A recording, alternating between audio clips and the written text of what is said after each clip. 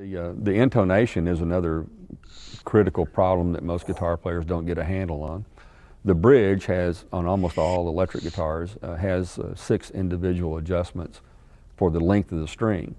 And what happens is basically the string diameter and how far the string is off the fingerboard will determine how long the string needs to be to play in tune all the way up the neck. And so if you just get a guitar right out of the box that came from the factory and was never adjusted, it would just be a certified miracle if it played in tune. And this is what happens to people. They buy a guitar through a mail order catalog, they get it in, they take it out of the case and they plug it in, they think it's going to play in tune. There's no chance it's going to play in tune. And so what happens is you tune the guitar open usually, and so you hit an E chord on the first 2 frets and it's in tune, but when you play on the 13th and 14th fret, it's completely out of tune.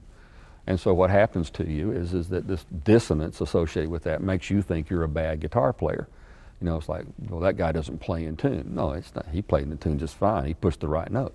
The guitar is out of tune, and it makes a huge difference because if the guitar plays in perfect tune, then the overtones are all harmonic with each other, and they're very consonant. They reinforce each other.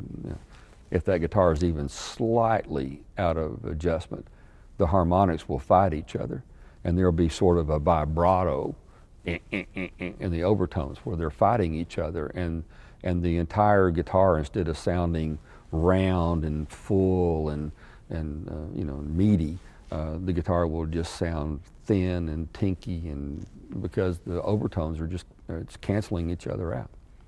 And so adjusting the bridge is very important. Adjusting the pickup is also important. How far that pickup pole piece is.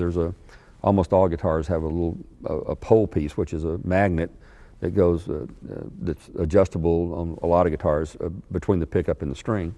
It's sort of like a microphone. And so if I have that microphone right next to the string, I get a certain sound. If I pull that microphone away from the string, I get a different sound. And so you can voice a guitar and the pickups and how it's going to sound by moving the pickup up and down and moving the pole pieces far and away from the string.